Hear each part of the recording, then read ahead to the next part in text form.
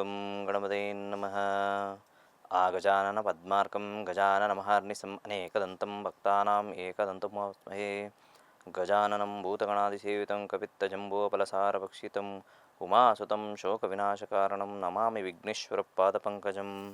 ಸಮಸ್ತ ಬಾಸ್ವಾಹಿನಿ ವೀಕ್ಷಕರಿಗೆ ನಾನು ನಿಮ್ಮ ಆಚಾರ್ಯ ಬಾಲಸುಬ್ರಹ್ಮಣ್ಯ ಮಾಡುವ ಅನಂತ ನಮಸ್ಕಾರಗಳು. ಸ್ನೇಹಿತರೆ, ವಿಶೇಷವಾದಂಥದ್ದು ವಾರ ಭವಿಷ್ಯ ಕಾರ್ಯಕ್ರಮ. ಎಲ್ಲರಿಗೂ ಈ ವಾರ ನಮ್ಮ ಒಂದು ರಾಶಿ ನಕ್ಷತ್ರಗಳಾಗಿರ್ಬೋದು, ಆಗು ಹೋಗುಗಳು ಅಂದರೆ ಶುಭ ಮತ್ತು ಅಶುಭ ಫಲಗಳು ಯಾವ ರೀತಿ ಇರುತ್ತೆ ಅನ್ನೋದು ಎಲ್ಲರಿಗೂ ಒಂದು ಕೌತುಕವಾದಂತಹ ವಿಚಾರವಾಗಿರ್ತದೆ.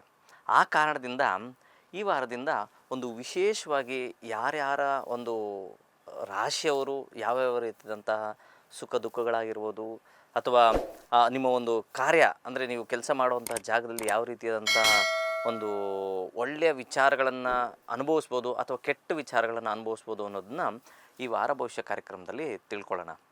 ಪ್ರಪ್ರಥಮ ಬಾರಿಗೆ ನಾವು ವಾರ ಭವಿಷ್ಯದಲ್ಲಿ ಪಂಚಾಂಗ ಶ್ರವಣ ಅನ್ನೋದು ಮಾಡ್ತೀವಿ.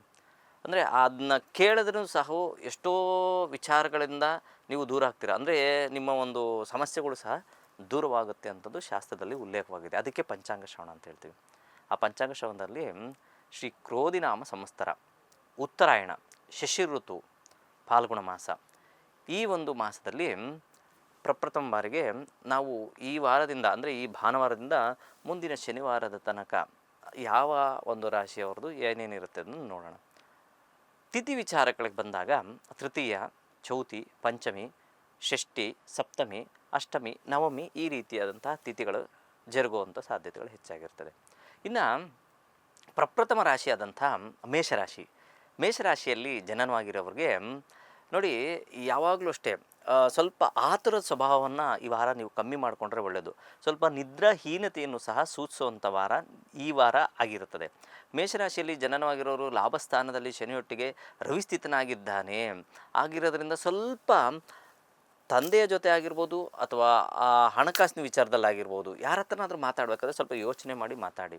ಮತ್ತು ಅದ್ರ ಜೊತೆಗೆ ಕಾಲಿಗೆ ಸಂಬಂಧಪಟ್ಟಿರೋಂಥದ್ದು ಯಾವುದಾದ್ರೂ ಸಣ್ಣ ಪುಟ್ಟ ನೋವುಗಳು ಸಹ ಕಾಣುವಂಥ ಸಾಧ್ಯತೆಗಳಿರ್ತದೆ. ಅದನ್ನು ಹೊರತುಪಡಿಸಿದ್ರೆ ಗುರುವಿನ ಬಲ ಹೆಚ್ಚಾಗಿದೆ. ನೀವು ವ್ಯವಹಾರಸ್ಥರಲ್ಲಿ ಯಾರಾದರೂ ಆಗಿದ್ರೆ ಅಂದರೆ ಬಿಸ್ನೆಸ್ ಯಾರು ಮಾಡ್ತಾಯಿದ್ರೋ ಅವರಲ್ಲಿ ಸ್ವಲ್ಪ ಅನುಕೂಲ ಜಾಸ್ತಿಯಾಗಿ ಇರ್ತದೆ. ಜೊತೆಗೆ ಅಶ್ವಿನಿ, ಭರಣಿ, ಕೃತಿಕ ಈ 3 ನಕ್ಷತ್ರಗಳಲ್ಲಿ ಈ ರಾಶಿಯಲ್ಲಿ ಜನನವಾಗಿರ್ತಾರೆ. ಪ್ರಮುಖವಾಗಿ ಭರಣಿ ನಕ್ಷತ್ರದವರಿಗೆ ಸ್ವಲ್ಪ ಏರಿಳಿತದ ವಾತಾವರಣವನ್ನು ಕಾಣುವಂಥ ಸಾಧ್ಯತೆ ಇರ್ತದೆ. ಸರಿ, ಒಟ್ಟಾರೆ ಹೇಳಬೇಕು ಅಂದರೆ ಮಿಶ್ರವಾದಂತಹ ಫಲವನ್ನು ಅನುಭವಿಸ್ತೀರಾ ಈ ವಾರ. ಏನು ಪರಿಹಾರ ರೂಪಕವಾಗಿ ಏನು ಮಾಡಿದ್ರೆ ಒಳ್ಳೆಯದು ಅಂದರೆ ಸೂರ್ಯನಾರಾಯಣನ ಸ್ಮರಣೆ ಮಾಡ್ತಾ ಬನ್ನಿ, ತುಂಬ ಒಳ್ಳೆಯದಾಗುತ್ತೆ. ಜೊತೆಗೆ ಉತ್ತರೋತ್ತರ ಅಭಿವೃದ್ಧಿನೂ ಸಹ ಕಾಣ್ತೀರಾ. ಪ್ರಮುಖವಾಗಿ ನಿಮಗೆ ಬುಧವಾರ ಹಾಗೂ ಶುಕ್ರವಾರ ಶುಭವಾರಗಳಾಗಿರ್ತವೆ. ಇನ್ನು ಮುಂದಿನ ರಾಶಿ ವೃಷಭ ರಾಶಿ. ವೃಷಭ ರಾಶಿಯಲ್ಲಿ ಜನನವಾಗಿರೋರಿಗೆ ಸ್ವಲ್ಪ ಏರಿಳಿತದ ವಾತಾವರಣ. ಯಾಕೋ ಯಾವ ಕೆಲಸ ಕಾರ್ಯಗಳು ಕೈ ಹಾಕಿದ್ರೂ ಬೇಗ ಮುಗೀತಾ ಇಲ್ಲ. ಏನೋ ಮನೆ ಕಟ್ತಾ ಇರ್ತೀವಿ ಅಂತ ಅಂದ್ಕೊಳ್ತೀರಾ, ಆದರೆ ಆ ಮನೆ ಕಟ್ಟೋ ವಿಚಾರದಲ್ಲಿ ಸ್ವಲ್ಪ ಗೊಂದಲ ಆಗುವಂಥ ಸಾಧ್ಯತೆಗಳು. ಅದರೊಟ್ಟಿಗೆ ಏನೋ ಎಜುಕೇಷನ್ ವೈಸು ಏನೋ ನಿಮ್ಮ ಎಕ್ಸ್ಪೆಕ್ಟೇಷನ್ ಬೇರೆ ಇರ್ತದೆ. ಏನೋ 90+ ಆಗಬೇಕಾಗಿತ್ತು, 80+ ಬಂದುಬಿಟ್ಟಿದೆ ಅನ್ನೋದು ಒಂದು ಆತಂಕದ ವಾತಾವರಣ. ಮತ್ತು ಕಾಳಜಿ ಅಂದರೆ ಕಾನ್ಸಂಟ್ರೇಷನ್ ಸ್ವಲ್ಪ ಕಮ್ಮಿ ಆಗುವಂಥ ಸಾಧ್ಯತೆಗಳು ಸಹ ಉಂಟು. ಯಾರೆಲ್ಲ ವಿದ್ಯಾರ್ಥಿಗಳಿರ್ತಾರೋ ಪ್ರಮುಖವಾಗಿ ಅವರು ಸ್ವಲ್ಪ ಕಾಳಜಿಯಿಂದ ಓದಿದ್ರೆ ತುಂಬ ಚೆನ್ನಾಗಿ ಮಾರ್ಕ್ಸನ್ನು ತೆಗಿಬೋದು. ಇನ್ನು ಪತಿ ಪತ್ನಿಯ ವಿಚಾರಗಳಲ್ಲಿ ಸ್ವಲ್ಪ ಗೊಂದಲದ ವಾತಾವರಣ, ಸ್ವಲ್ಪ ಗಲಿಬಿಲಿ ಆಗುವಂಥ ಸಾಧ್ಯತೆಗಳು ಸಹ ಉಂಟು. ಆ ಕಾರಣದಿಂದ ಯಾರೆಲ್ಲ ವೃಷಭ ರಾಶಿಯಲ್ಲಿ ಜನನವಾಗಿರ್ತಾರೋ ಅವರು ಲಕ್ಷ್ಮೀನಾರಾಯಣನ ಒಂದು ಸ್ಮರಣೆ ಮಾಡ್ತಾ ಬನ್ನಿ, ಈ ವಾರ ತುಂಬ ಒಳ್ಳೆಯದಾಗುತ್ತೆ. ಜೊತೆಗೆ ಬುಧವಾರ ಹಾಗೂ ಶುಕ್ರವಾರ ಶುಭವಾರಗಳಾಗಿರ್ತವೆ. ಇನ್ನು ಮುಂದಿನ ರಾಶಿ ಮಿಥುನ ರಾಶಿ. ಮಿಥುನ ರಾಶಿಯಲ್ಲಿ ಜನನವಾಗಿರೋರಿಗೆ ವ್ಯಯಸ್ಥಾನದಲ್ಲಿ ಗುರು ಸಂಚಾರ ಮಾಡ್ತಾ ಇದ್ದಾರೆ. ಜೊತೆಗೆ ಏನೋ ಒಂದು ಮಾಡಬೇಕು ದಶಮ ಸ್ಥಾನದಲ್ಲಿ, ಅಂದರೆ ಕರ್ಮಸ್ಥಾನ ಅಂತ ಹೇಳ್ತೀವಿ, ದಶಮಂ ಕರ್ಮಸ್ಥಾನಂ ಅಂತ ಹೇಳ್ತೀವಿ. ಆ ಕರ್ಮಸ್ಥಾನದಲ್ಲಿ ಅನೇಕ ಗ್ರಹಗಳು ಅಂದರೆ ತುಂಬ ಗ್ರಹಗಳು ಸೇರಿ ಒಕ್ಕೂಟ ಆಗಿದೆ. ಆ ದಶಮ ಸ್ಥಾನ ಅಂದರೆ ಮಿಥುನ ರಾಶಿಗೆ ಬಂದು ಮೀನರಾಶಿ ದಶಮ ಸ್ಥಾನವಾಗುತ್ತೆ. ಆ ಸ್ಥಾನದಲ್ಲಿ ಸಮಸ್ಯೆಗಳಾಗಿರೋದ್ರಿಂದ ನಿಮ್ಮ ಕೆಲಸ ಕಾರ್ಯಗಳಲ್ಲಿ ಸ್ವಲ್ಪ ಏರಿಳಿತದ ವಾತಾವರಣ ಕಾಣ್ತೀರಾ. ಪ್ರಮುಖವಾಗಿ ಯಾರೆಲ್ಲ ಬೇರೆಯವರು ಅಂಡರಲ್ಲಿ ಕೆಲಸ ಮಾಡ್ತಾಯಿರ್ತಾರೋ ಅವರಿಗೆ ಸ್ವಲ್ಪ ಸಮಸ್ಯೆಯ ಸುರಿಮಳೆ ಕಾಣುವಂಥ ಸಾಧ್ಯತೆ ಇರ್ತದೆ. ಹಂಗಂದ್ಬಿಟ್ಟು ನೀವು ಬೇಜಾರು ಮಾಡ್ಕೊಳಕ್ಕೆ ಹೋಗಬಾರ್ದು. ಯಾಕಂದರೆ ಸಣ್ಣ ಒಂದು ಪರಿಹಾರ ಖಂಡಿತ ನಿಮಗೆಲ್ಲ ರೀತಿಯಾದಂಥ ಅನುಕೂಲ ಕೊಡುತ್ತೆ. ಏನಿಲ್ಲ, ಪ್ರತಿನಿತ್ಯ ಹನುಮಂತನ ಸ್ಮರಣೆ ಮಾಡಿ, ಜೊತೆಗೆ ಹೆಣ್ಣು ದೇವರು ಯಾವುದಾದ್ರೂ ಹೆಣ್ಣು ದೇವರ ಒಂದು ದೇವಾಲಯಕ್ಕೆ ಹೋಗಿ ಬರುವಂಥದ್ದು, ನಮಸ್ಕಾರ ಮಾಡ್ಕೊಂಬರುವಂಥದ್ದು ಮಾಡಿದ್ರೆ ಖಂಡಿತ ಒಳ್ಳೆಯದಾಗುತ್ತೆ. ಜೊತೆಗೆ ನಿಮಗೆ ಸೋಮವಾರ ಹಾಗೂ ಶನಿವಾರ ಶುಭವಾರಗಳಾಗಿರ್ತವೆ. ಇನ್ನು ಮುಂದಿನ ರಾಶಿ ಕರ್ಕಾಟಕ ರಾಶಿ. ನೋಡಿ, ಕರ್ಕ ರಾಶಿಯಲ್ಲಿ ಜನನವಾಗಿರೋರಿಗೆ ಒಂದು ರೀತಿಯಾದಂಥ ಸಮಾಧಾನವಾದಂತಹ ವಾರ, ಏನೋ ಒಂದು ರೀತಿಯಂತಹ ರಿಲ್ಯಾಕ್ಸ್ ಕೊಡುವಂಥದ್ದು, ಎಲ್ಲೋ ಒಂದು ಲಘು ದೂರ ಪ್ರಯಾಣ, ಬೇರೆ ಒಂದು ಸೈಟ್ ವಿಚಾರ ಆಗಿರ್ಬೋದು, ಮದುವೆ ವಿಚಾರ ಆಗಿರ್ಬೋದು, ಶುಭ ಕಾರ್ಯಗಳ ವಿಚಾರಗಳಿಗೆ ಒಂದು ಒಳ್ಳೆಯ ಸಮಯ ಅಂತ ಈ ವಾರ ಸೂಚಿಸ್ತಾ ಇದೆ. ಅದರೊಟ್ಟಿಗೆ ಯಾರಾದರೂ ಒಂದು ಭೂಮಿ ವಿಚಾರ ಕೈಯಾಕೆ ಹೋಗಿತ್ತು ಅಂದರೆ ಖಂಡಿತ ಈ ವಾರ ನೀವು ಪ್ಲ್ಯಾನ್ ಮಾಡ್ಕೋಬೋದು. ಇನ್ನು ವೈಯಕ್ತಿಕ ವಿಚಾರಕ್ಕೆ ಬಂದಾಗ ಸ್ವಲ್ಪ ಆರೋಗ್ಯದಲ್ಲಿ ವ್ಯತ್ಯಾಸಗಳು ಕಾಣುವಂಥ ಸಾಧ್ಯತೆಗಳಿರ್ತದೆ. ಏನೋ ಗೊತ್ತಿಲ್ಲ, ಒಂದು ರೀತಿಯಾದಂಥ ಮೈಕೈ ನೋವು, ಕೈ ಸೆಳೆತ, ಕಾಲು ಸೆಳೆತ ಅಂತ ಹೇಳ್ತಾರಲ್ಲ, ಆ ರೀತಿ ಆಗುವಂಥ ಸಾಧ್ಯತೆ ಇರ್ತದೆ. ಆ ಕಾರಣದಿಂದ ನೀವು ಪ್ರತಿನಿತ್ಯ ಧನ್ವಂತರಿ ಓಂ ದಮ್ ಧನ್ವಂತರೇ ನಮಃ ಅನ್ನೋ ಮಂತ್ರವನ್ನು ಪಠನೆ ಮಾಡ್ಕೊಂಡು ಬನ್ನಿ, ಖಂಡಿತ ಒಳ್ಳೆಯದಾಗುತ್ತೆ. ಜೊತೆಗೆ ಪರಮೇಶ್ವರನ ಒಂದು ದರ್ಶನ ಮಾಡ್ಕೊಂಬನ್ನಿ, ತುಂಬ ಒಳ್ಳೆಯದಾಗುತ್ತೆ. ನಿಮಗೆ ಸೋಮವಾರ, ಮಂಗಳವಾರ, ಗುರುವಾರ ಶುಭವಾರಗಳಾಗಿರ್ತವೆ. ಇನ್ನು ಮುಂದಿನ ರಾಶಿ ಸಿಂಹರಾಶಿ. ಸಿಂಹರಾಶಿಯಲ್ಲಿ ಜನನವಾಗಿರೋರಿಗೆ ನೋಡಿ, ರಾಶ್ಯಾಧಿಪತಿಯಾದಂತಹ ರವಿ ಸಪ್ತಮ ಸ್ಥಾನದಲ್ಲಿ ಶನಿಯೊಟ್ಟಿಗೆ ಕೂತ್ಕೊಂಡಿದ್ದೀನಿ. ಗೊಂದಲ ಒಂದರ 50-50 ಆಗುವಂಥದ್ದು. ಯಾವುದೋ ಒಂದು ಸೈಟೋ ಅಥವಾ ಯಾವುದೋ ಒಂದು ವಿವಾಹ ವಿಚಾರಕ್ಕೋ ಯಾವುದಕ್ಕೋ ಕೈ ಹಾಕಿರ್ತೀರ, ನಿಮಗೆ ಗೊಂದಲ ವಾತಾವರಣ ಮೂಡುವಂಥ ಸಾಧ್ಯತೆಗಳಿರ್ತದೆ. ಅದೇ ರೀತಿ ಮಕ್ಕಳಲ್ಲೂ ಸಹ ಓದಿನ ವಿಚಾರದಲ್ಲಿ ಸ್ವಲ್ಪ ಗೊಂದಲ ಉಂಟಾಗುವಂಥ ಸಾಧ್ಯತೆಗಳು ಸಹ ಉಂಟು. ಯಾಕೆಂದರೆ ತಂದೆ ಮಗ ಇಬ್ಬರೂ ಜೊತೆಗೆ ಸೇರಿರ್ತಾರೆ, ಶನಿ ಮಹಾತ್ಮರು ಹಾಗೂ ಸೂರ್ಯ ಭಗವಾನರು, ಇವರಿಬ್ಬರು ಜೊತೆಗೆ ಸೇರಿದಾಗ ಸ್ವಲ್ಪ ಗೊಂದಲದ ವಾತಾವರಣ. ಯಾಕೆಂದರೆ ಇಬ್ಬರು ಸ್ವಲ್ಪ ವೈರತ್ವವನ್ನು ಹೊಂದಿರುವಂಥದ್ದು. ಆ ಕಾರಣದಿಂದ ಕುಟುಂಬದಲ್ಲಿ ಪ್ರಮುಖವಾಗಿ ಕುಟುಂಬದಲ್ಲಿ ಯಾರ ತನದು ಮಾತಾಡಬೇಕಾದ್ರೆ ಸ್ವಲ್ಪ ಯೋಚನೆ ಮಾಡಿ ಮಾತಾಡಿ. ತುಂಬ ಗಾಬರಿ ಮಾಡ್ಕೊಳ್ಳೋವಂಥದ್ದು ಬೇಡ, ಆ್ಯಂಗ್ಸೈಟಿ ಬೇಡ, ಕೂಲಾಗಿರಿ, ಖಂಡಿತ ಒಳ್ಳೆಯದಾಗುತ್ತೆ. ಜೊತೆಗೆ ಯಾರೇ ಏನಾದರೂ ಕೆಲಸ ಕಾರ್ಯಗಳು ಹೇಳಿದ್ರೆ ಯೋಚನೆ ಮಾಡಿ ಮುಂದಕ್ಕೆ ಹೋಗಿ ಮಾಡಿ ಆ ಕೆಲಸ ಕಾರ್ಯ. ನಿಮಗೆ ಅನ್ನೆಸೆಸರ್ಲಿ ಬೇಡದಿರೋಂಥ ವಿಚಾರಗಳನ್ನು ನೀವು ತಲೆಗಟ್ಕೊಳ್ಳುವಂಥದ್ದು, ಅದರಿಂದ ನಿಮಗೆ ಸಮಸ್ಯೆ ಆಗುವಂಥ ಸಾಧ್ಯತೆಗಳಿರ್ತದೆ. ಅದನ್ನು ಹೊರತುಪಡಿಸಿದ್ರೆ ಸ್ವಲ್ಪ ನಿಮ್ಮ ಬಿಸ್ನೆಸ್ ವಿಚಾರ ಆಗಿರ್ಬೋದು, ನಿಮ್ಮ ಬೇರೆ ಒಂದು ಯಾವುದೋ ನಿಮ್ಮ ಆಫೀಸಲ್ಲಿ ಕೆಲಸ ಮಾಡೋವಂಥ ವಿಚಾರದಲ್ಲಿ ಸಾಧಾರಣವಾದಂಥ ಶುಭ ಫಲಗಳನ್ನು ನೀವು ಖಂಡಿತ ಸಾಧ್ಯತೆಗಳಿರ್ತದೆ, ಒಳ್ಳೆಯ ಶುಭ ಫಲಗಳನ್ನು ಕಾಣ್ತೀರ. ಸರಿ, ಯಾವುದೋ ಒಂದು ರೀತಿಯಾದಂಥ ಸಮಸ್ಯೆಗಳಿಗೆ ಯಾವ ರೀತಿಯಾದಂಥ ಪರಿಹಾರಗಳು ಮಾಡ್ಕೋಬೇಕು ಅಂದರೆ ವಿನಾಯಕ, ವಿಘ್ನರಾಜ, ಈ ವಿನಾಯಕರನ್ನ ಒಂದು ಸ್ಮರಣೆ ಮಾಡ್ಕೊಂಬನ್ನಿ, ಖಂಡಿತ ಒಳ್ಳೆಯದಾಗುತ್ತೆ. ಪ್ರತಿನಿತ್ಯ ಒಂದು ವಿನಾಯಕನ ದೇವಸ್ಥಾನಕ್ಕೆ ಹೋಗಿ, ಗಣೇಶನ ದೇವಸ್ಥಾನಕ್ಕೆ ಹೋಗಿ ನಮಸ್ಕಾರ ಮಾಡ್ಕೊಂಬರೋದು. ಹೋಗೋಕ್ಕಾಗಲಿಲ್ಲ ಅಂದರೆ ಓಂ ಗಮ್ ಗಣಪತೇ ನಮಃ ಅನ್ನೋ ಒಂದು ಮಂತ್ರವನ್ನು ಪಠನೆ ಮಾಡುವಂಥದ್ದು ಮಾಡಿದ್ದೆ ಖಂಡಿತ ಒಳ್ಳೆಯದಾಗುತ್ತೆ. ನಿಮಗೆ ಭಾನುವಾರ ಹಾಗೂ ಸೋಮವಾರ ಶುಭವಾರಗಳಾಗಿರ್ತವೆ. ಇನ್ನು ಮುಂದಿನ ರಾಶಿ ಕನ್ಯಾ ರಾಶಿ. ಕನ್ಯಾ ರಾಶಿಯಲ್ಲಿ ಜನನವಾಗಿರೋ ಒಂದು ರೀತಿಯಾದಂಥ ಶುಭ ಫಲಗಳನ್ನು ಖಂಡಿತ ಕಾಣ್ತಾ ಇರ್ತೀರ. ಈಗಾಗಲೇ ಯಾವುದೋ ಒಂದು ವಿಚಾರಕ್ಕೆ, ಭೂಮಿ ವಿಚಾರ, ಮದುವೆ ವಿಚಾರ ಆಗಿರ್ಬೋದು, ಗೃಹ ಪ್ರವೇಶ ವಿಚಾರ ಆಗಿರ್ಬೋದು, ಶುಭ ಫಲಗಳನ್ನು ಖಂಡಿತ ಕಾಣ್ತಾ ಇರ್ತಾರೆ. ಅದು ಒಟ್ಟಿಗೆ ಎರಡನೇದು ಬಂದರೆ ಖರ್ಚಿನ ವಿಚಾರ ಹೆಚ್ಚಾಗಿ ಕಾಣಿಸ್ತತ್ತೆ. ಅಂದರೆ ಗೊತ್ತಿಲ್ಲದೇ ಖರ್ಚು ಜಾಸ್ತಿ ಮಾಡ್ಕೊತಾ ಇರ್ತೀರ. ಯಾವುದೋ ಒಂದು 100 ರೂಪಾಯಿ ವಸ್ತುನ ತೆಗೆದುಕೊಳ್ಳೋಕೆ ಹೋಗಿರ್ತೀರ, ಅದು 120 ರೂಪಾಯಿ ಆಗೋಗಿರುತ್ತೆ. ಅದೇ ರೀತಿ ಎಲ್ಲೋ ಲಘು ದೂರ ಪ್ರಯಾಣ ಅಂದರೆ ಎಲ್ಲೋ ದೂರ ಪ್ರಯಾಣಕ್ಕೆ ಅಂತ ಹೋಗಿರ್ತೀರ, ಅಲ್ಲಿ ಸ್ವಲ್ಪ ಖರ್ಚಾಗುವಂಥದ್ದು ಜಾಸ್ತಿ ಇರ್ತದೆ. ಜೊತೆಗೆ ನೀವು ಸಪ್ತಮ ಸ್ಥಾನದಲ್ಲಿ ಸ್ವಲ್ಪ ಪಾಪಗ್ರಹಗಳ ದೃಷ್ಟಿ ಇರೋದರಿಂದ ವೈವಾಹಿಕ ಜೀವನದಲ್ಲೂ ಸ್ವಲ್ಪ ವ್ಯತ್ಯಾಸವನ್ನು ಕಾಣುವಂಥ ಸಾಧ್ಯತೆಗಳಿರ್ತದೆ. ಜೊತೆಗೆ ಪಾರ್ಟ್ನರ್ಶಿಪ್ಪು, ಫ್ರೆಂಡ್ಶಿಪ್ಪು ಇಂಥವರಲ್ಲೂ ಸಹ ಸ್ವಲ್ಪ ಗೊಂದಲದ ವಾತಾವರಣ ಇರ್ತದೆ. ಇದರಲ್ಲಿ ಸ್ವಲ್ಪ ಗಮನ ಹರಿಸ್ಬೇಕು. ಯಾರ ಹತ್ರನಾದರೂ ವ್ಯವಹರಿಸ್ಬೇಕು ಅಂದರೆ ಸ್ವಲ್ಪ ಯೋಚನೆ ಮಾಡಿ ವ್ಯವಹರಿಸಿದ್ರೆ ತುಂಬ ಒಳ್ಳೆಯದು. ಇನ್ನು ನೀವು ಮಾಡಬೇಕಾದಂಥದ್ದು ಲಕ್ಷ್ಮೀ ನಾರಸಿಂಹನ ಒಂದು ಸ್ಮರಣೆ ಮಾಡಿ. ಈ ವಾರ ತುಂಬ ಒಳ್ಳೆಯದಾಗುತ್ತೆ. ಜೊತೆಗೆ ಬುಧವಾರ, ಶನಿವಾರ ಹಾಗೂ ಶುಕ್ರವಾರ ಶುಭವಾರಗಳಾಗಿರ್ತವೆ. ಇನ್ನು ಮುಂದಿನ ರಾಶಿ ಬಂದರೆ ತುಲಾರಾಶಿ. ತುಲಾರಾಶಿಯಲ್ಲಿ ಜನನವಾಗಿರೋರಿಗೆ ಏನೋ ಒಂದು ರೀತಿಯಾದಂಥ ಸಮಾಧಾನ ಸಿಕ್ಕಿರ್ತದೆ. ಅಂದರೆ ನನ್ನ ಒಂದು ಕಷ್ಟಗಳೆಲ್ಲ ಕಮ್ಮಿ ಆಗ್ತಾ ಇದೆ ಅನ್ನೋ ಒಂದು ಭಾವನೆಗಳು ಮೂಡುವಂಥ ವಾರವಾಗಿರ್ತದೆ. ಜೊತೆಗೆ ಹಣಕಾಸಿನ ವಿಚಾರದಲ್ಲಿ ಸ್ವಲ್ಪ ಸುಧಾರಣೆ, ಸಂಪೂರ್ಣವಾಗಿ ಅಲ್ಲದೆ ಹೋದರೂ ಸ್ವಲ್ಪ ಕಿಂಚಿತ್ ಸುಧಾರಣೆಯನ್ನು ಕಾಣುವಂಥ ಸಾಧ್ಯತೆಗಳಿದೆ. ಇನ್ನು ಗುರು ಭಗವಾನರು ಇನ್ನು ಕೆಲವೇ ತಿಂಗಳಲ್ಲಿ ಮುಂದಿನ ರಾಶಿಗೆ ಅಂದರೆ ಮಿಥುನ ರಾಶಿಗೆ ಸಂಚಾರ ಮಾಡ್ತಾರೆ. ಅದರೊಟ್ಟಿಗೆ ನಿಮಗೆ ಗುರುಬಲವೂ ಸಹ ಸಿಗುತ್ತೆ. ಒಂದು ರೀತಿಯಂಥ ಬಲವನ್ನು ಕಾಣುವಂಥ ಮಾಸಗಳು ಮುಂದಿನ ದಿನಗಳಲ್ಲಿ ಕಾಣಿಸುತ್ತೆ. ಆದರೆ ಈ ಒಂದು ವಿಚಾರ ತಿಳಿಸ್ಬೇಕು ಅಂದರೆ ಈ ಕಫ ಕಟ್ಟುವಂಥದ್ದು, ನೆಗಡಿ ಆಗುವಂಥದ್ದು, ಆರೋಗ್ಯದಲ್ಲಿ ಡಸ್ಟ್ ಅಲರ್ಜಿ ಆಗುವಂಥದ್ದು ಸಾಧ್ಯತೆಗಳಿರ್ತದೆ. ಈ ಕಾರಣದಿಂದ ನೀವು ಹೆಣ್ಣು ದೇವರ ಸ್ಮರಣೆ ಜೊತೆಗೆ ಧನ್ವಂತರಿಯ ಸ್ಮರಣೆ ಮಾಡಿದ್ರೆ ತುಂಬ ಒಳ್ಳೆಯದು. ನಿಮಗೆ ಶುಕ್ರವಾರ ಹಾಗೂ ಶನಿವಾರ ಶುಭವಾರಗಳಾಗಿರ್ತವೆ.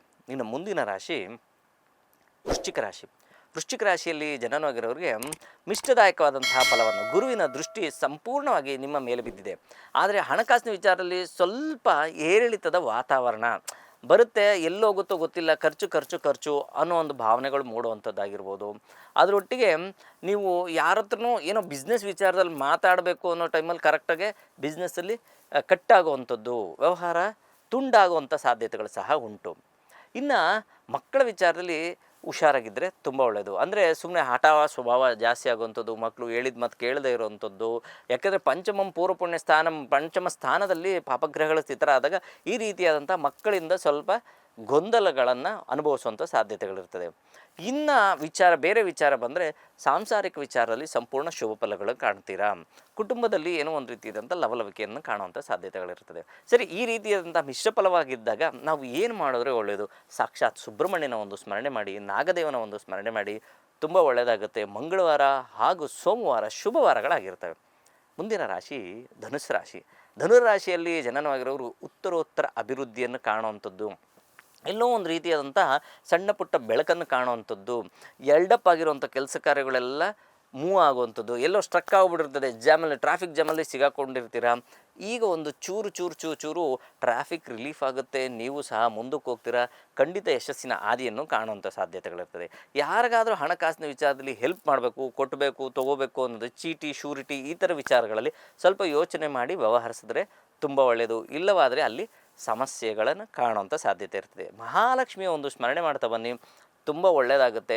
ಜೊತೆಗೆ ಗುರುವಾರ ಹಾಗೂ ಮಂಗಳವಾರ ಶುಭವಾರಗಳಾಗಿರ್ತವೆ. ಮುಂದಿನ ರಾಶಿ ಮಕರ ರಾಶಿ. ಮಕರ ರಾಶಿಯಲ್ಲಿ ಜನನವಾಗಿರೋರಿಗೆ ಏನೋ ಒಂದು ರೀತಿಯಂಥ ಗುರುವಿನ ಬಲ ಹೆಚ್ಚಾಗಿದೆ, ಚೆನ್ನಾಗಿದೆ. ಶನಿಯೂ ಸಹ ತಮ್ಮ ಒಂದು ಸ್ಥಳವನ್ನು ದಾಟಿ ಪಲ್ಲಟವಾಗುವಂಥ ಸಾಧ್ಯತೆಗಳು ಸಹ ಇನ್ನು ಮಾರ್ಚ್ ತಿಂಗಳಲ್ಲಿ ಕಾಣುವಂಥ ಸಾಧ್ಯತೆಗಳಿರುತ್ತೆ, ಇದೇ ತಿಂಗಳು ಕೊನೆಯಲ್ಲಿ. ಅದ್ರ ಒಟ್ಟಿಗೆ ಏನಾಗುತ್ತೆ ಅಂದರೆ ಸ್ನೇಹಿತರು ಅಣ್ಣ ತಮ್ಮಂದರಿಂದ ಸ್ವಲ್ಪ ಸಮಸ್ಯೆಯನ್ನು ಅನುಭವಿಸುವಂಥ ಸಾಧ್ಯತೆ ಇರ್ತದೆ. ಯಾರ ಹತ್ರದ ಸ್ನೇಹಿತರ ಹತ್ರ ಹಣಕಾಸಿನ ವಿಚಾರದಲ್ಲಿ ವ್ಯವಹರಿಸಬೇಕು ಅಂದರೆ ತೃತೀಯ ಸ್ಥಾನ ಕಮ್ಯುನಿಕೇಷನ್ ತೋರಿಸುವಂಥದ್ದು, ಅಲ್ಲಿ ಏನಾಗಿದೆ ಪಾಪಗ್ರಹಗಳು. ಆ ಕಾರಣದಿಂದ ಯಾರ ಹತ್ರನಾದರೂ ನೀವು ವ್ಯವಹರಿಸಬೇಕು ಅಂದರೆ ಸ್ವಲ್ಪ ಯೋಚನೆ ಮಾಡಿ ವ್ಯವಹರಿಸಿದ್ರಿ. ಇಲ್ಲ ಅಂದರೆ ವ್ಯವಹಾರದಲ್ಲಿ ಸಮಸ್ಯೆಗಳಾಗುವಂಥದ್ದು, ನಿಷ್ಠೂರ ಆಗುವಂಥ ಸಾಧ್ಯತೆಗಳಿರ್ತದೆ. ಅಣ್ಣ ತಮ್ಮಂದ್ರಲ್ಲೂ ಅಷ್ಟೇ, ಆಸ್ತಿ ವಿಚಾರದಲ್ಲಷ್ಟೇ ಸ್ವಲ್ಪ ಯೋಚನೆ ಮಾಡಿ ವ್ಯವಹರಿಸಿದ್ರೆ ತುಂಬ ಒಳ್ಳೆಯದು. ಸರಿ, ಇದಕ್ಕೆಲ್ಲ ಪರಿಹಾರ ಏನು ಗುರುಗಳೇ ಅಂದರೆ ಖಂಡಿತವಾಗಲೂ ಹನುಮಂತನ ಸ್ಮರಣೆ ಮಾಡಿ, ಕಾಲಭೈರವನ ಸ್ಮರಣೆ ಮಾಡಿ, ತುಂಬ ಎಲ್ಲ ರೀತಿಯಲ್ಲೂ ಅನುಕೂಲ ಆಗುತ್ತೆ. ಶುಕ್ರವಾರ, ಶನಿವಾರ ಹಾಗೂ ಮಂಗಳವಾರ ಶುಭವಾರಗಳಾಗಿರ್ತವೆ. ಇನ್ನು ಮುಂದಿನ ರಾಶಿ ಕುಂಭರಾಶಿ. ಕುಂಭರಾಶಿಯಲ್ಲಿ ಜನನವಾಗಿರೋರಿಗೆ ಯಾಕೋ ಎಲ್ಲ ಮಾಡ್ತಾಯಿದ್ವಿ, ಏನೇ ಪೂಜೆ ಮಾಡಿದ್ರು, ಏನೇ ಇದು ಮಾಡಿದ್ರು ಸಮಾಧಾನ ಇಲ್ಲ, ಯಾಕೋ ಸ್ಯಾಟಿಸ್ಫ್ಯಾಕ್ಷನ್ ಇಲ್ಲ, ನಾವು ಮಾಡೋವಂಥ ಪೂಜೆ ಎಲ್ಲ ಫಲನೇ ಸಿಗ್ತಾ ಇಲ್ಲ. ಯಾರ ಹತ್ರಕ್ಕೆ ಹೋದ್ರೂ ನಮ್ಮ ಒಂದು ಮಾಡೋವಂಥ ಕರ್ಮಕ್ಕೆ ಆಗಿರ್ಬೋದು, ನಾವು ಮಾಡೋವಂಥ ಕೆಲಸ ಕಾರ್ಯಗಳಾಗಲಿ ಸರಿಯಾಗಿ ಒಂದು ನಿರ್ದಿಷ್ಟವಾದಂತಹ ರೂಟ್ ತೋರಿಸ್ತಾ ಇಲ್ಲ ಅನ್ನೋದು ಸಹ ಕಾಣುವಂಥದ್ದು. ಜೊತೆಗೆ ಯಾನೇ ಕೆಲಸ ಮಾಡಿದ್ರೂ ಸಹ ಅತಂತ್ರವಾದಂತಹ ಕೆಲಸಗಳು ಹೆಚ್ಚಾಗಿ ಕಾಣಿಸುವಂಥ ಸಾಧ್ಯತೆಗಳು ಇರ್ತದೆ. ಆದರೆ ಒಂದು ವಿಚಾರವನ್ನು ತಿಳ್ಕೋಬೇಕು ಅಂದರೆ ಯಾವುದೋ ಅನಿರೀಕ್ಷಿತವಾಗಿ ಹಣ ಬರುವಂಥ ಸಾಧ್ಯತೆಗಳಿರ್ತದೆ. ಆ ಹಣದಿಂದ ಸ್ವಲ್ಪ ಸಮಾಧಾನವನ್ನು ಕಾಣುವಂಥ ವಾರ ನಿಮ್ಮದಾಗಿರ್ತದೆ. ನೀವು ವಾಕ್ಸ್ಥಾನ, ಧನಸ್ಥಾನ, ಕುಟುಂಬ ಸ್ಥಾನದಲ್ಲಿ ಪಾಪಗ್ರಹಗಳು ಸ್ಥಿತರಾದಾಗ ನಾವು ಮಾತಾಡಬೇಕಾದ್ರೆ ಕುಟುಂಬದಲ್ಲಿ, ಹಣದ ವಿಚಾರದಲ್ಲಿ, ಈ ಮೂರು ವಿಚಾರದಲ್ಲಿ ಸ್ವಲ್ಪ ಯೋಚನೆ ಮಾಡಿ ವ್ಯವಹರಿಸಿದ್ರೆ ಖಂಡಿತ ವಾರದಲ್ಲಿ ಶುಭ ಫಲಗಳನ್ನು ಕಾಣೋದ್ರಲ್ಲಿ ಎರಡನೇ ಮಾತಿಲ್ಲ. ಸರಿ, ಏನು ಪರಿಹಾರ ರೂಪಕವಾಗಿ ಏನು ಮಾಡಿದ್ರೆ ಒಳ್ಳೆಯದು? ಹನುಮಂತನ ಸ್ಮರಣೆ, ಯಾಕಂದರೆ ಸಾಡೆ ಸಾತಿ ನಡೀತಾ ಇದ್ರಿಂದ ಹನುಮಂತನ ಸ್ಮರಣೆ ಮುಖ್ಯ, ಬೇಕೇ ಬೇಕು. ಅದರೊಟ್ಟಿಗೆ ಗುರುಗಳ ಸ್ಮರಣೆ, ಯಾವುದಾದ್ರೂ ಸರಿ ಗುರುಗಳ ಸ್ಮರಣೆ, ದತ್ತಾತ್ರೇಯ, ರಾಘವೇಂದ್ರ, ಸಾಯಿಬಾಬಾ, ಈ ರೀತಿಯ ಗಣೇಶ, ಈ ರೀತಿಯಾದಂಥ ಗುರುಗಳ ಒಂದು ಸ್ಮರಣೆ ಮಾಡ್ತಾ ಬನ್ನಿ, ಖಂಡಿತ ಈ ವಾರ ಶುಭ ಫಲಗಳನ್ನು ಕಾಣ್ತೀರ. ಇನ್ನು ಮುಂದಿನ ರಾಶಿ ಮೀನರಾಶಿ. ಮೀನರಾಶಿಯಲ್ಲಿ ಜನನವಾಗಿರೋರಿಗೆ ನೋಡಿ, ಪಾಪಗ್ರಹಗಳ ಒಂದು ಕುಚ್ಚು ನಿಮ್ಮ ಒಂದು ರಾಶಿಯಲ್ಲಿ ನಡೀತಾ ಇದೆ.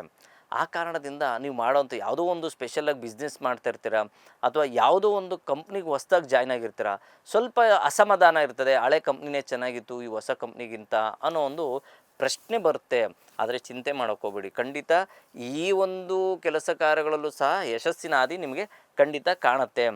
ಆದರೆ ಏನು ಮಾಡೋದು, ಅತಿ ಹೆಚ್ಚಿನ ಒತ್ತಡಗಳು ಜಾಸ್ತಿ ಆಗುವಂಥದ್ದು, ಕೌಟುಂಬಿಕ ವಿಚಾರದ ಒತ್ತಡ ಜಾಸ್ತಿ ಆಗುವಂಥದ್ದು, ಕೆಲಸದ ವಿಚಾರ ಒತ್ತಡ ಕಾಣಿಸುವಂಥ ಸಾಧ್ಯತೆಗಳು ಹೆಚ್ಚಾಗಿರ್ತದೆ. ಆರೋಗ್ಯದಲ್ಲೂ ಸಹ ವ್ಯತ್ಯಾಸ, ಸರಿಯಾದ ಸಮಯಕ್ಕೆ ಊಟ ಸೇವನೆ ಮುಖ್ಯ, ಇಲ್ಲವಾದರೆ ನಿಮಗೆ ಗ್ಯಾಸ್ಟ್ರೈಟಿಸ್ ಸಮಸ್ಯೆ ಆಗುವಂಥ ಸಾಧ್ಯತೆಗಳು ಸಹ ಇರ್ತದೆ. ಕಾಲಿನ ಸೆಳೆತಗಳು ಸಹ ಕಾಣುವಂಥ ಸಾಧ್ಯತೆ ಇರ್ತದೆ. ಹಣಕಾಸಿನ ವಿಚಾರದಲ್ಲಿ ಸ್ವಲ್ಪ ಸುಧಾರಣೆ ಕಾಣ್ತೀರಾ ವಾರದ ಮಧ್ಯದ ನಂತರ. ಆ ಕಾರಣದಿಂದ ನೀವು ಇಷ್ಟು ಸಮಸ್ಯೆಗಳಿದ್ದಾಗ ಏನು ಮಾಡಬೇಕು? ಸಾಕ್ಷಾತ್ ಹನುಮಂತನ ಸ್ಮರಣೆ, ಜೊತೆಗೆ ಸಾಕ್ಷಾತ್ ಪರಮೇಶ್ವರನ ಒಂದು ಯಾವುದಾದ್ರು ಒಂದು ನೀವೆಲ್ಲ ಆಫೀಸ್ಗೆ ಹೋಗೋ ದಾರಿಲಿ ಇಲ್ಲ ಅದಕ್ಕೆ ಅಂತ 5 ನಿಮಿಷಗಳ ಕಾಲ ನೀವು ಪರಮೇಶ್ವರನ ದೇವಸ್ಥಾನಕ್ಕೆ ಹೋಗಿ ನಮಸ್ಕಾರ ಮಾಡ್ಕೊಳ್ಳಿ, ಅಥವಾ ಹನುಮಂತನ ದೇವಸ್ಥಾನಕ್ಕೆ ಹೋಗಿ ನಮಸ್ಕಾರ ಮಾಡ್ಕೊಂಬನ್ನಿ. ಪ್ರತಿನಿತ್ಯ ಹನುಮಾನ್ ಚಾಲೀಸ್ ಓದಿ, ಖಂಡಿತ ಒಳ್ಳೆಯದಾಗುತ್ತೆ. ಎಲ್ಲ ರೀತಿಯಲ್ಲೂ ಅನುಕೂಲನೂ ಸಹ ಕಾಣ್ಬೋದು. ಇನ್ನು ನಿಮಗೆ ಸೋಮವಾರ ಹಾಗೂ ಶುಕ್ರವಾರ ಶುಭವಾರಗಳಾಗಿರ್ತವೆ. ಇದು ಈ ವಾರದ ರಾಶಿ ಭವಿಷ್ಯ. ಇನ್ನು ಏನಾದರೂ ನಿಮಗೆ ನೆಕ್ಸ್ಟ್ ವೀಕ್ನಲ್ಲಿ ಬೇರೆ ಬೇರೆ ರೀತಿಯಾದಂತಹ ಮಾಹಿತಿಗಳನ್ನು ತೆಗೆದುಕೊಂಡು ಬಂದು ನಿಮ್ಮ ಮುಂದೆ ಇಡೋವಂಥ ಪ್ರಯತ್ನ ಮಾಡ್ತೀನಿ. ಎಲ್ಲರಿಗೂ ಒಳ್ಳೆಯದಾಗಲಿ. ಪ್ರಪಂಚದಲ್ಲಿರುವ ಪ್ರಾಣಿ ಪಕ್ಷಿ ಜೀವರಾಶಿ ಸಸ್ಯಚರ ಜಲಚರ ಎಲ್ಲರೂ ಚೆನ್ನಾಗಿರಲಿ ಅಂತ ಭಾವಿಸೋಣ. ಎಲ್ಲರೂ ಸಮಾನ ಮನಸ್ಕರಾಗಿ ಜೀವನ ಮಾಡೋಣ. ಎಲ್ಲರಿಗೂ ನಮಸ್ಕಾರ.